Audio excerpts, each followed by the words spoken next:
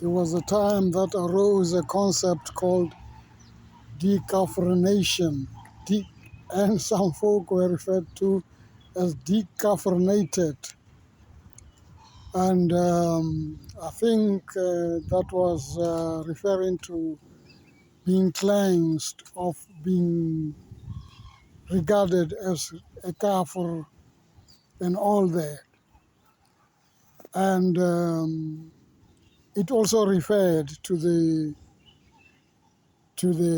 learned, to the academics who were dealing with the whole question of being caffeinated. And then, not so long ago, an elderly woman recaffeinated us out of being decaffeinated. Recaffeinated us on a Devon beach, calling us kafir once more. And she was arrested for that because now it is a crime to be called kafir. And what is interesting for me is that there was a Human Rights Commission that supported her arrest and her jailing. As all that happened, we have overlooked the fact that we are re-caffeinated. We are back to being caffeinated by the whole system that includes the head of state, as some rank pokor head of state, having the power to choose some scolly minister of police, having the power to do that. Because nothing has changed, we've just been recaffeinated. And there is no kind of body overseeing that until a commission is called. Only when a commission is called do we get that overseen. Now, we must look at ourselves one more time and realize that the whole system of policing system and society, total society, has been recaffeinated. We are even less than the so-called kafir, all of us collectively, because crime is running rampant amongst us. The police, hundreds of them have to go to jail because ultimately a system of decaffeinating us has been brought forth, especially by way of a commission, especially the Madanga Commission, and because of a hero who stood out of the police, this Mkonazi, Lieutenant General Ntanta Mkonazi, who stood out to be a savior of a police system, to try to recover its image and its worth in a country that has been recaffeinated. Crime has recaffeinated us under the watch of the ANC government. It has brought us back to being the mere kafir. Now, as much as for human rights you need a commission watching over the rights of the people, we need very desperately a watchdog over justice, a standing commission over justice, a kind of a commission that will be reported to crimes of the justice system and the policing system. If I may cut to the chase, if you have an investigating officer, as an ordinary person especially, investigating your case, even if you're not ordinary, because if you put your case in the hands of an investigating officer at the present moment, you are even risking your life. You might be assassinated because there is a police officer handling your case. As a result, you might even be assassinated because they will go down to those whom they are supposed to investigate and get paid out of it all. And your life might be lost because you reported the case. Now, you as South Africans, you tell me today, who investigates the investigating officer? In the absence of a worthy Ministry of Police, in the absence of worthy generals, majors, captains, lieutenant generals, all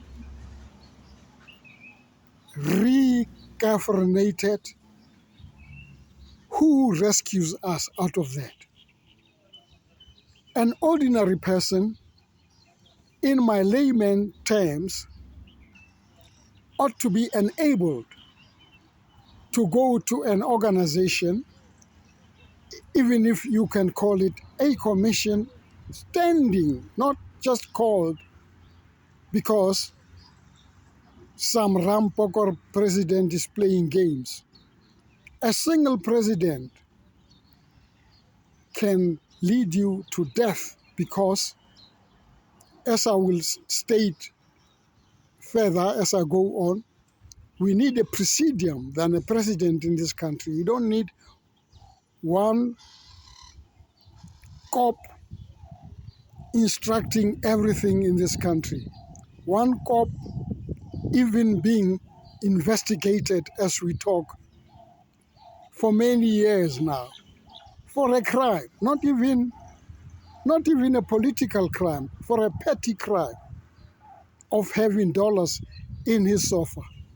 That is not political crime. There are many political crimes, but that one is a verdomde criminal, open criminal case. Now, let's say you are having this person called a police person or policewoman investigating your case. I think in this country, you have to equally report to a certain body to say, Sergeant so and so is handling my case, and my case is very sensitive. Please watch over Sergeant, Captain, Major so, Lieutenant General so. Watch over them, in particular as persons, to find out whether justice will be brought to me at the expense of my life. Justice won't be brought to me, and it will be at the expense of my life. You have to have a body permanently watching over every police person. And it does not have to be a police body, because the way the police system has been corrupted. If you have to keep it, it does not mean anything to be a major, sergeant. It does not mean anything to be a lieutenant general in this country anymore. So you need to have a body, if you have to keep that system, that cop system, if you have to keep it until you have an alternative. You have to have a body that will be able to police the one investigating, especially an ordinary person's who has lodged a complaint or has opened a docket with the police, opened a docket with the police against somebody. Immediately that person must be washed over. I'm not sure how expensive it will be, but we will have to pay for that. And I know for a fact that even overseas country will be able, those who will learn from that system will be able to donate large sums of money to have that system running, because it will be a better polished policing system that every police person, I'm not sure whether it is already happening in other countries, but every police person in South Africa who is not being watched as a case docket sits before him or her, somebody's life is in danger. Institutions' life are in danger. Society is in danger. For as long as the police person, who does not have to be watched by his senior in the police office or in any category, that has failed. And I'm not suggesting that that should be done away with. But then, who polices those who have to police the policing? And the police that are sitting over dockets that end up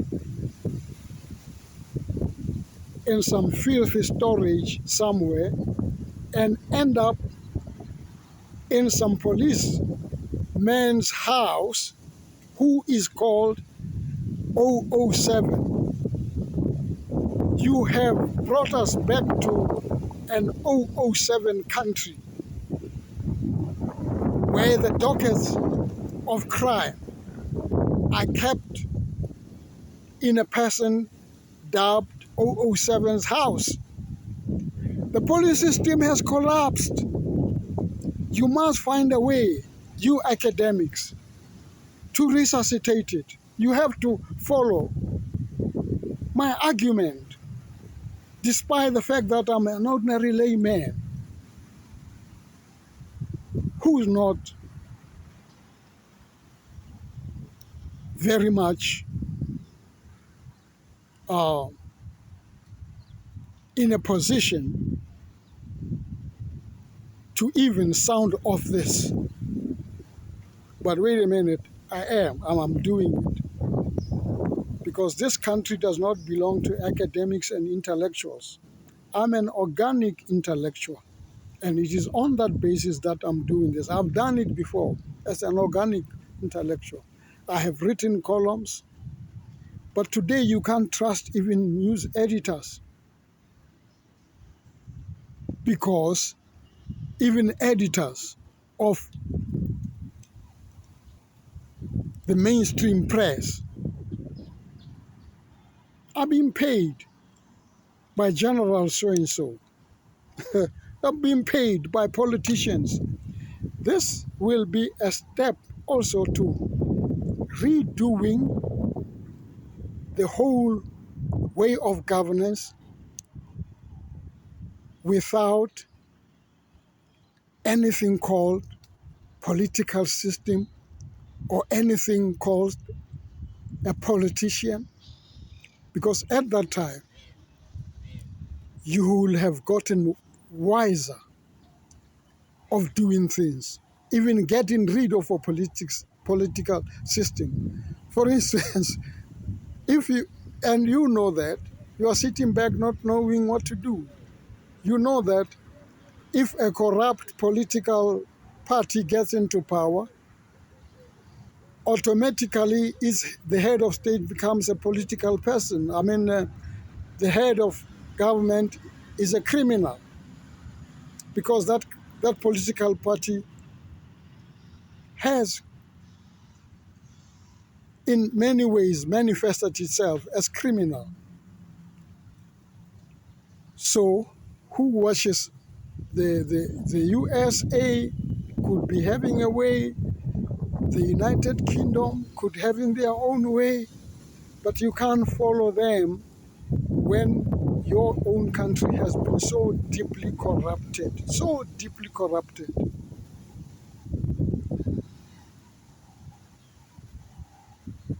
So deeply corrupted. You need thinkers to stand up out of this country to refashion ways of better policing to start with, and ways of getting rid of a single person being called president, that kind of executive. Ways of moving towards presidiums that could have a number of highly credible persons, women, a combination of women and men, sitting as a presidium over a number of constituencies in this country. This country must be governed by constituencies than political parties. And it is these constituencies that will give us this kind of presidium. These people are there in your face. Some of them you have said they are retired, but their minds are not retired. You can recall them. There are a lot of people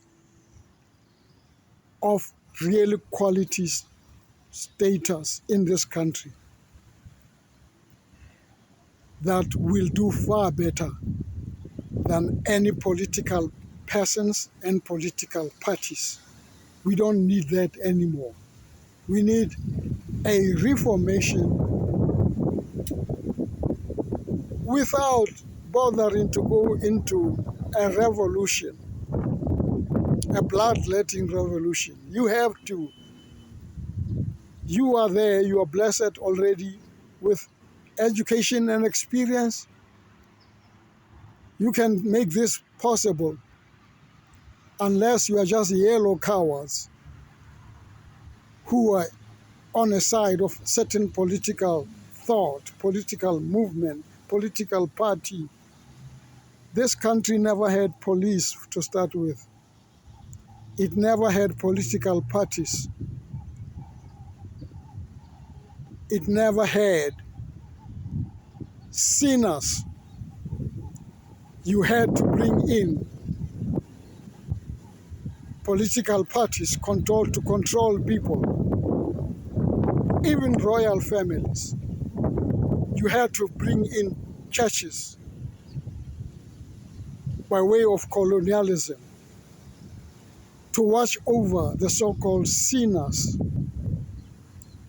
You had to have police in the motherland that had no crime at all, no crime at all. And there are still countries in this world that have no crime, have no police, and have no crime. If you search hard enough, you will find them. You don't need the luxury, because a luxury and criminality of police in this country. You have to clean up this country. You have to clean it up, clean it up, clean it up. Look at your constituencies right across the country. Out of Khotlas, out of Khoros, out of Inkundlas, that have been done away with by the filthy system that makes them to be subjected to some lousy counselors who have subjected Amakosi, and thanks God, not in KwaZulu-Natal, because AmaZulu will never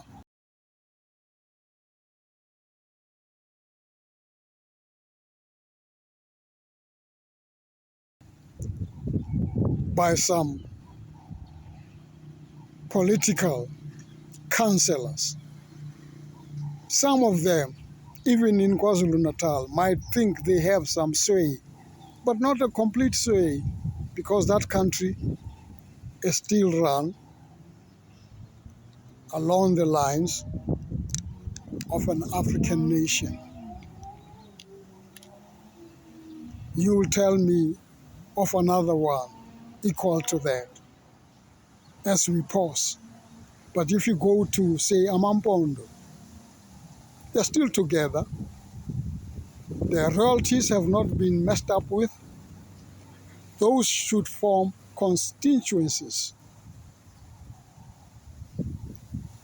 And these constituencies, including the urban populations, being formed into constituencies than political parties. And if you think I've lost my head, if I'm going nuts, come back to my rescue. This is what I'm putting forth, and I don't have to be a scholar to do that. I have to be an ordinary person on the motherland. This is the motherland, so that we can clean up the motherland. Van Scully's presidents and Rampokor presidents and parties that they belong to. Thank you.